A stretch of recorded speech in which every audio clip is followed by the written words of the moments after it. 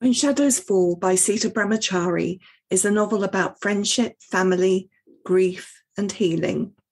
It's a poignant story about falling when trauma strikes and there's no one there to catch you, and when the safeguards in society fail. It's principally the story of 17-year-old Kai and his friends who help him find his way back to his true self. To discuss this novel, I'm joined today by author Sita Brahmachari, illustrator Natalie Sirett, editor Mattie Whitehead, and designer Charlie Moyler.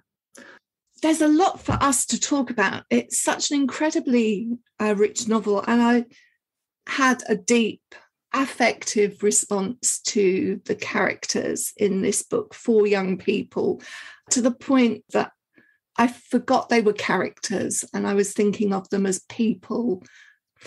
I'm going to come to you first, I think, Sita, to tell us a little bit about When Shadows Fall. What is it and what's it about? Yeah, this has been a momentous story for me. It is in a way the first story I ever started to try and write. And I have been trying to write it for over 15 years, really, I suppose. It's a story of a small group of children who grow up on a city recreation ground. And the time span of the novel, which is narrated by the 19-year-old boy Kai, is from nursery until they're just about to go their separate ways. Only Kai isn't, for the reasons that happen in the story. He's going to stay for another year and try and root himself a little bit more because he's had this massive fissure in his life. I don't want to go into too much detail about that because you're sort of drawn through the story to know that there is going to be this big fissure that's going to happen. But right at the beginning of the story, he's on his green hill with his notebook and he tells you, I am writing this story and wherever I take you to, and I will take you to the difficult places that have happened to me in my life, I am here and I am holding a pen and I am writing this. So you're always held by Kai and his pen in the story. But it's, those young bonds that you have through life that no matter how sort of different you become in a way, they're those bonds that grow out of your growing years. And those are the bonds that I'm looking at in this story. There is a moment in the story where Kai splits and he is no longer able to tell his story on his own. And so as he is looking back on what has happened to him and his family and his community, he calls on his friends to help him complete the absences that he's unable to fill in. And the people that are there are a girl that he's been in love with, Orla, all his life really, and Omid, a young boy that arrives in year 8, who is a refugee child from Aleppo.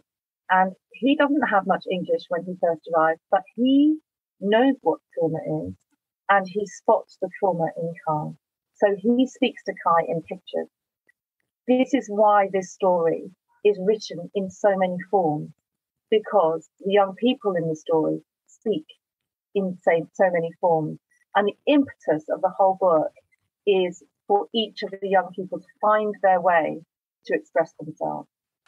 You didn't mention Zak. No. Zak is a very interesting character and was very much more part of the story as I was writing. Zak is a character that has many more safety nets in his life.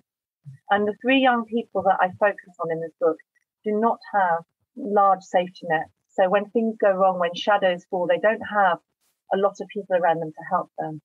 And as I carried on writing the story, I realized that if Zak was so much part of this group of friends, it was almost as if the story was being seen through the lens of a more privileged person. Mm-hmm. And I didn't want that. I wanted us to feel how it was to be these young people, not reflected through anyone else's lens. Yeah. So we're going to hear you read a little bit from Dear Reader, which is your note really to the readers. Dear reader, this is a story long in the telling, planted into childhood, finding form and wings in words. When shadows fall, you stand beside, so says Oneg, whose message I too stand by. This is a story that has your back. It stands by you who walk this tender earth, seeking light. This is a story tree of survival, with world-wandering roots, a strong trunk, wide-reaching, sustaining branches for all to shelter under, in family, friendship, community, love. This story is in your hands to have and to hold.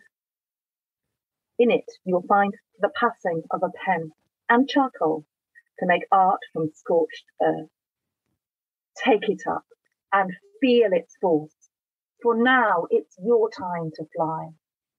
I'm going to bring in Mattie next, because I wonder whether she had such a deep response as I did to, when you first saw this manuscript, you must have known you'd got a good one. Yeah, we did. I remember so clearly reading it and instantly messaging the rest of the team and saying, everyone has to read this. It's brilliant. And I mean, it's changed. We've worked on it for about 3 years now together, and it's changed a lot in the sort of the shape of the story and the plotting. But I think what's really stuck is the characters and the heart and the themes. You say that the story changed its shape. What do you mean there? So the story originally was it was more focused in the present day. And it was slightly more balanced between the characters, and the relationships were a little bit different. So in this version, what we wanted to bring is, as we talked about Kai as being the symbol of hope, is we wanted to see him as a child and sort of show those friendships forming. So we have that real sunlight at the beginning, and that you can really understand the bond that they have, which then carries them through. So the way the story turned out, it sort of covers a longer span of time, and we really get to know the characters. Sita, maybe I should ask you, what role did Mattie have in that shaping? Mattie came and she would ask these questions about where the focus was, because it was almost kind of like painting, I suppose, a Lowry-esque picture of a community. It was the whole thing. And the questions that Mattie asked me made me see which of the characters I really need to give the most space. So these three young people grow up in a beautifully drawn kind of 1960s flat called Greenland, and they're each on a different floor of these flats. And in a funny sort of way, once Mattie started asking me the questions, I started thinking of these young people as kind of growing out of this landscape. And I think what I allowed myself to do is very much see them as you would in a piece of theatre. These three young people in this place, rooted in this place, living in this flat, hearing each other's lives. And I just allowed myself to stay there. And I allowed myself to trust in the microcosm of the story. Really interesting. Now, we'll come back maybe to some other aspects of the writing, because this book is beautifully crafted. There's a lot of patterning with the birds, with the towers. There's the Tower of London, but there's the tower blocks. There's lots of all sorts of patterns and repeating and layering. And that extends as well to the visual aspect of this book. And I want to bring in Natalie. Tell us how you come into the picture. Okay, well, I think that I first read a version of this story perhaps even 10 years ago. And what Sita has just said about trusting the microcosm was where I really, although I always, whenever I read Sita, my head fills with pictures. She's an extraordinarily visual writer. But this focusing in on this microcosm, that was the moment for me when I thought, wow, this is operatic. This is enormous, because it's the simplicity of making it so intense and so simple. And in the text as well, there were all of these little traces and bubbles, little bird footprints, or the bubbles from the bubble bath in the early scenes, that it was so easy to imagine those little tiny bits of image tracking you into the book. And of course, as an artist, I had the promise of being able to express Kai's experience when he had no words. It was very inspiring and exciting for me, a wonderful job to try and take that on. It's interesting because it is almost exclusively about these characters' interior lives. So as an illustrator, what you're doing is sort of illustrating what's going on in their heads, but it's externalizing it. I'm always interested in the interior life, and what I would try and do is find an image to match the emotion. And quite often that's the simplest image, and it's just the tiny things, the tilt of the head, the stance of the figure, the contrast or the texture in the image, because, to quote the phrase, every picture does tell a story, and it does it best when it's most simple, and that was a wonderful challenge. There are, as you say, the bubbles that are just on the sort of edges and around the corners and edges of the paper speak volumes, and then you have these wonderful images where the ravens and the character, you've just got the shadow, I think it's of Kai, sort of melting into the image of the flying raven, which is really knocked back and just a very pale grey, and he's just a little darker over the top of that, and that says so much. Well, it does, and here we have to credit the brilliant art editor, Miss Charlie Moyler. She would take textures from pieces of my artwork and then ask for a shadow outline, and she made a lot of those combinations happen, and she had a big contribution to the look of the book. We have to bring you in, Charlie. That's our segue. And it's definitely a case, I should say, of last but not least, because as we said when we were talking, this is an artifact. It's a co-created work of art, and without a good designer, I know that it would not be the same book. I've been sitting on my hands. I almost want to raise my hand at every sort of moment to say, oh, I'd like to add this in. And because what Sita did brilliantly was she did give us a lot of art direction for what those images needed to be and what story they were telling. And that was a privilege, actually, to be working with not only an author that was prepared to give space for the artwork, but was also prepared to give us their best ideas for it. I think that worked really well. Could you give us a specific example of a really great idea that came to you that way? It's a collaboration, really, between Natalie and Sita and Mattie and myself. But I think that I would always say that an art director in amongst these creatives is the backbencher, and what you have to do is you have to try and pull together other people's ideas and you have to make it work. You sort of project manage from the background in that sense. So there are some scenes towards the end of the book that are completely unwritten, and actually we had to really look at what Sita had written for those moments that weren't written.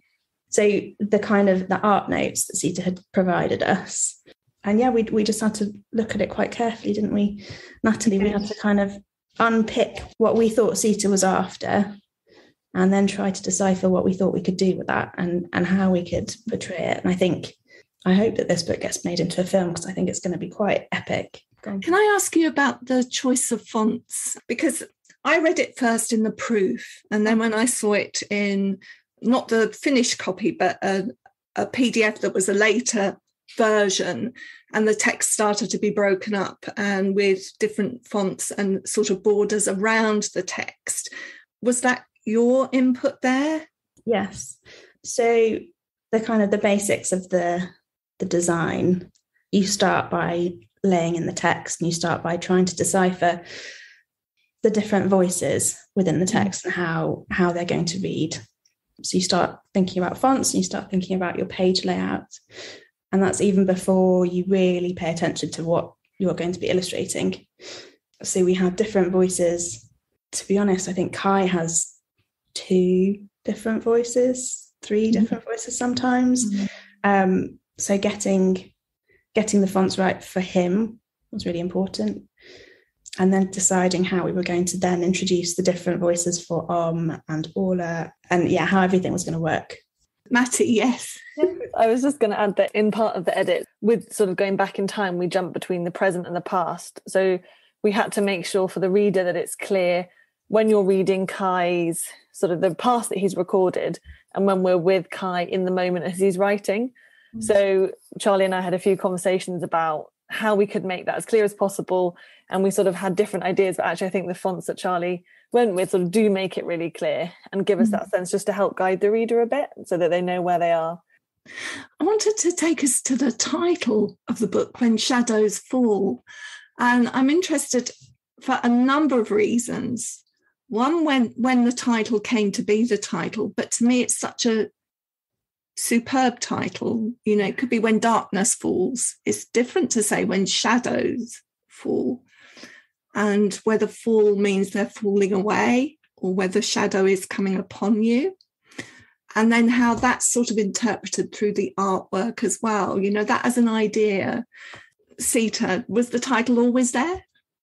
No. For a long time, it had titles which were connected to the wreck. But, you know, we say the wreck, but it's not the wreck in every country. It's not the same thing. And it didn't have that sort of epic feel we wanted. But Omid says at one point in the story, when shadows fall, you stand beside.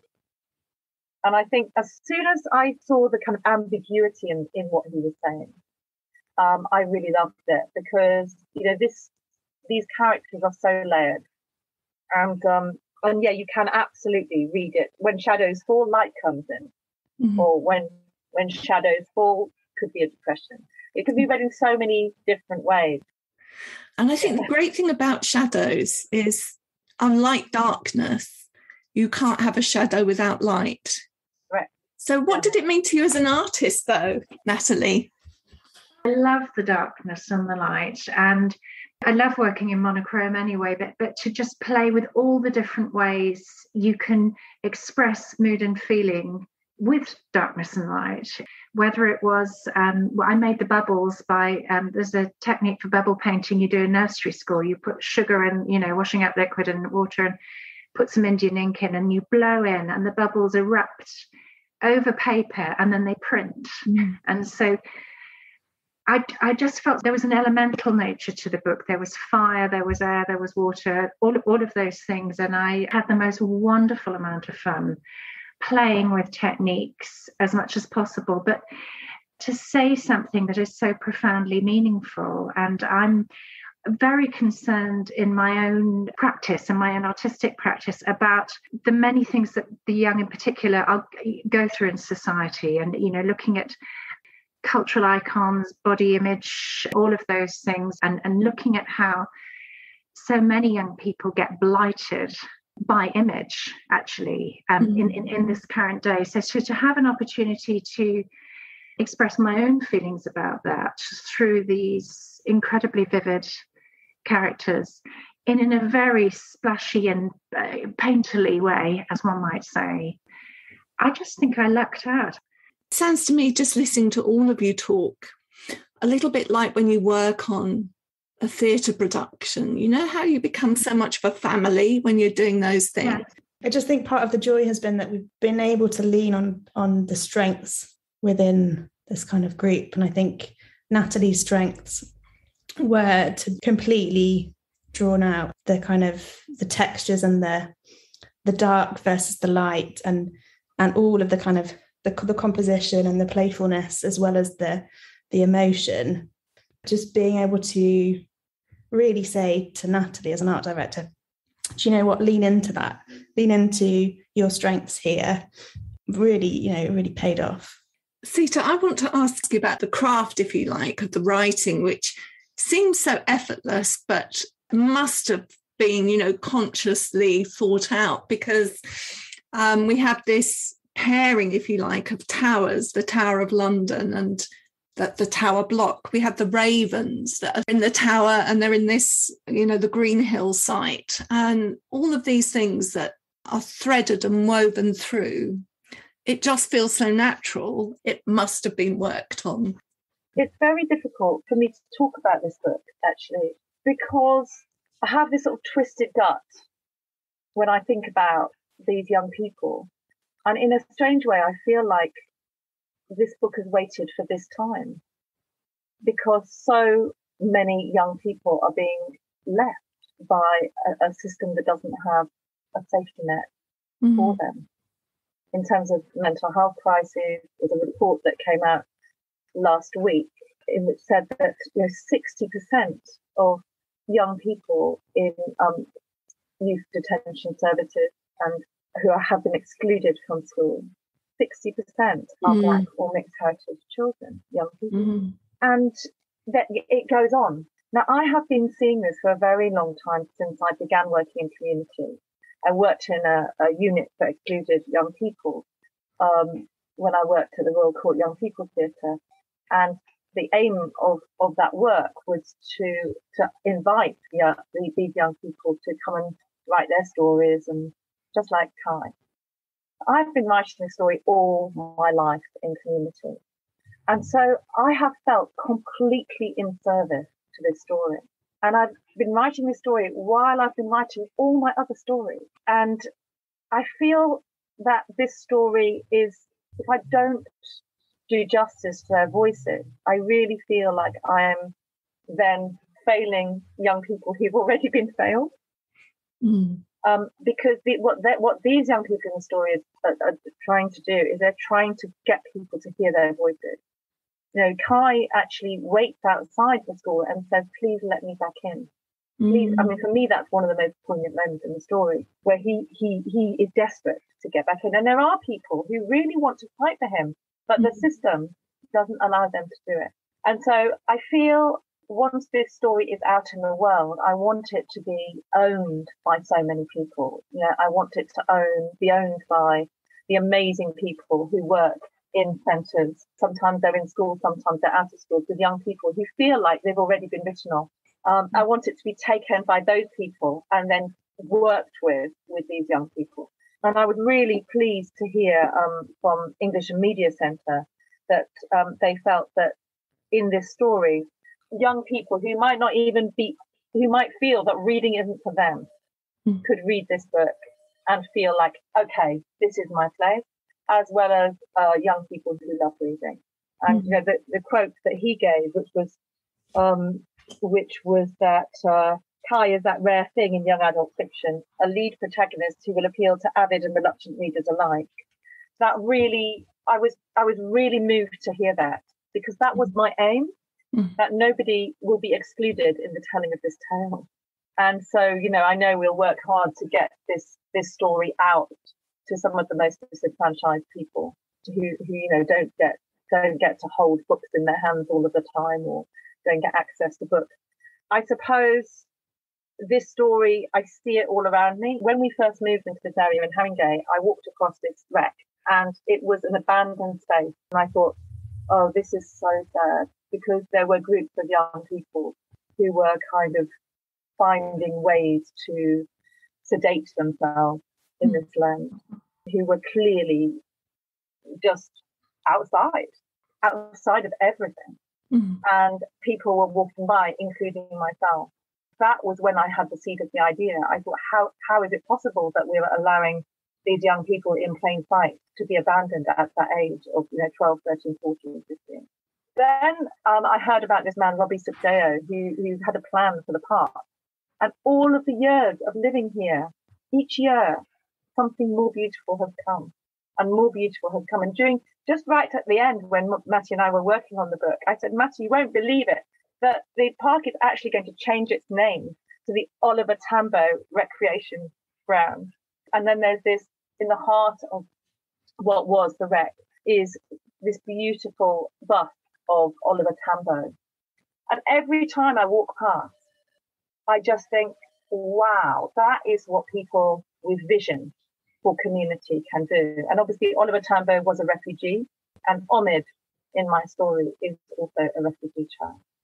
So that's really what the story is about. It's about taking care and whose responsibility is it, and what we can all do, and also the preciousness of that land and that ground. And I didn't really understand. I'm afraid I'm very slow to understand what I do. And I didn't really understand how important the land was. Actually, Mattie was the person that said to me, Sita, how did you create this character of this land? And they're like, well, I don't know, because the kind of characters grew out of it and then the land came with it. And they have to really fight for this tiny, tiny patch of land and to be in nature and to find themselves in nature, as Kai and his father get to do through their childhood. Natalie, you're nodding at that one as well. I love this Mattie's phrase of the land being a character in the book. So I'm just nodding in agreement with that. And I'm interested in Sita's experience of not knowing what she's doing until something is written and she reflects on it. And I recognize that from making visual work. Often it's the best ideas that come. You have to get them out somehow, put them down uninterrupted by rational thought about how it might be received or read or understood or anything, because you have to allow it its own existence and its own vivacity. Respect it as not yours, but whatever it is that's coming through. That's how it always feels to me when I'm really working well. And I felt that off the text. Every time I read a different version, there was this intensity coming through Sita. And so I think you've done it, love. You're fine. Just to let you know. That's brilliant. One of the things that I felt most about writing this book is the brilliance of young people to observe each other if they're given space to do it, and to help each other and to empathise with each other. And I suppose, in every kind of action of who looks at who and who does what, it's been that. It's been getting to the truth of how that person could see that other person. And in a strange sort of way then, even though I quite often write about writing and talk about writing, it hasn't really been about my writing. It really has felt like I have been in service to these young people. Well, I feel that you have given us a really powerful insight into the book, and also a really powerful advocacy for us to get this book into the hands of young people. And so people can recognise their own experience, but also recognise their own power. And that's why the first line of this story is so important, because it's not you're a victim, it's you can have the power to grow something out of this experience. And I just thank you all very much, for the time that you've taken to be with me this afternoon to talk about When Shadows Fall. Thank you. In the Reading Corner is presented by Nikki Gamble and produced by Alison Hughes. If you have enjoyed this podcast, please do leave a review for us. To find out about other projects, including an audience with events and the Exploring Children's Literature Summer School, visit www.exploringchildrensliterature.uk. Join us again soon in the Reading Corner on your favourite podcast platform.